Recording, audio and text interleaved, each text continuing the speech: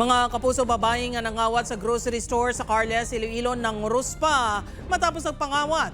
Insidente na hulikam. Si Kim Salinas may nagaratsada nga balita. Makitaan sa video, ang isa ka babae nga nakakalong item nga daw nagapang grocery. Apang ang tuyo gali sini, mangawat. Makita ng pagsulod sini isang grocery item sa iyabag.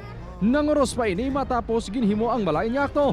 Ang malain pa, upod pa niya nga bata sang nagpangawat. Kuha ang video sa isa ka grocery store sa Carles Public Market.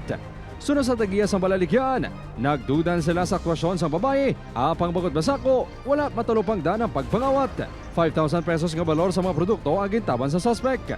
Hindi rason ang kapigadohon para mangawat. Kaya damo gid pagi para kakita kwarta mo. Ang iban gani bisan pigado pagida sa iya. Gapangita gid mayo nga obra.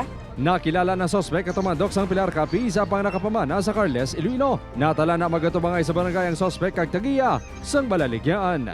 Depende na sa biktima kung masito sa barangay. Kung ako hindi masito sa barangay, i-forward sa barangay sa aton sa police station. Para sa kaso, sir. Upod Caramel Porquia, Kim Salinas ang naga. Ratsada!